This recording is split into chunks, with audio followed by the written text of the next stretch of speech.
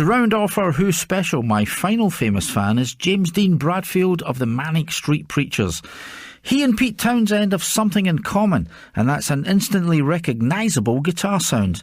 The Welsh musician is a great admirer of Townsend's dynamic playing style, so how would he describe him as a guitarist? I think Pete Townsend guitaring is so unique and solely identifiable with him and his songwriting and his band, because he's like three guitarists in one. His rhythm playing is just beyond compare, obviously. The way he chops in and out of drums and in and out of the rhythm section and in and out of the vocal is just like a conductor. And then when he plays a lead line, you just know it's him. The guitar sometimes just conceptually just shapes the entire song too. He's a stylist, but also he's just unbelievably technically gifted as well.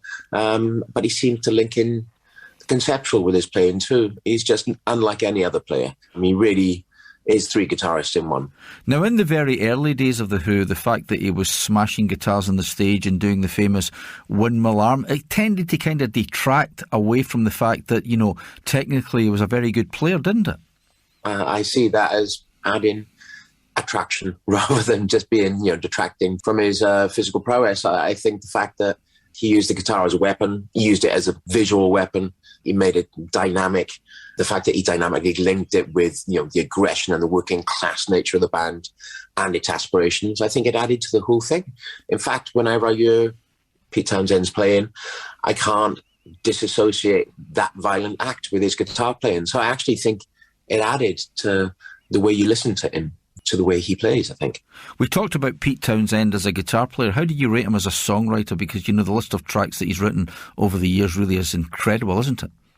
Yeah, for me, you keep talking about Pete Townsend on his own all the time. I always see him as part of a group.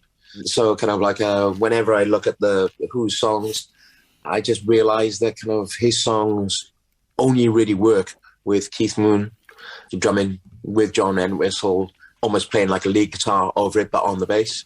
And with, Roger Daltrey just almost like being the steadiest aspect of the band. He's the one that almost sometimes he's the only person in time.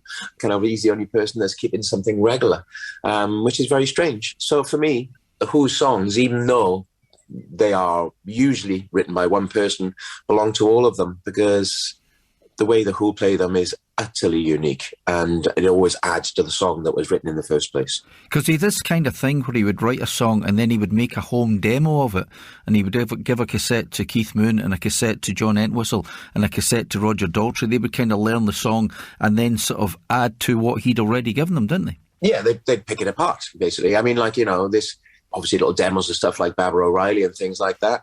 But I think the point I'm trying to make is, he would make a demo and then they would contribute what they did to the song, and it would always make it better. And that's the nature of a true group, but more so with the Who than anybody, I think, because no one really plays bass like John Entwistle. Nobody really played like Keith Moon back then, and they would reshape those songs. And it doesn't take anything away from Pete Townsend. It just shows that he had found the perfect creative partners. He'd found the perfect chemistry to make his songs perfect. And once upon a time, you almost got to take part in a tribute concert to the Who at Shepherd's Bush Empire. Then it all went pear-shaped, didn't it? Yeah, it did, yeah. It was the Who's backing band. No members of the Who, so to speak, but it was Who's backing band. And I think I was going to be singing Substitute, but I developed an abscess on my gums, which meant I had to rush back to Cardiff and have the tooth whipped out, so I couldn't take part in that night. But yeah, I remember watching somebody like Ricky Wilson, who was really tearing it up. He really looked like he was doing a great job. And so I was watching all these other people perform, and I was thinking, oh God, I'm not going to make this. I can barely keep my eyes open through the pain. So yeah, I missed out on that opportunity. But Manic Street Preachers, we used to do a cover of Substitute in the rehearsal room when we were younger, more inspired by the Sex Pistols versions of Substitute than anything. Yeah, we've played Substitute quite a fair few times. Now, there's a plan for the Who to go back on the road in 2022. Will you make it a point to try and get to finally see them and kind of tick a major box off on your wish list? Yeah, perhaps. Yeah, I mean, I was going to go and see them in Cardiff Motorpoint Arena before lockdown, but then obviously lockdown meant that gig was cancelled. So yeah, I would definitely go again. I would definitely, if that gig got rescheduled, I'd definitely go and see them play live. I don't like that ticking the box thing, you either want to go and see either want to go and see a gig or not. So if that gig got rescheduled, I'd definitely go again. It's with sadness sometimes when you watch bands. Obviously, I've been part of something where you watch bands and not all original members are there. And it's sad when you realise certain members are not there, whether it be, Entwistle or Moon or even Kenny Jones, because I think Kenny did some brilliant stuff with The Who after Keith Moon.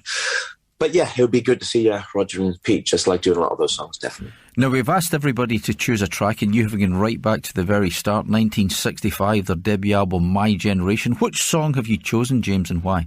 I've chosen a song off the My Generation album called The Good Is Gone, which I think is a really interesting song. It's quite a dark modal song. It's almost a bit of a drone going through it, because it's based in very much in a major kind of darker key, and it's a song that's got no hope in it.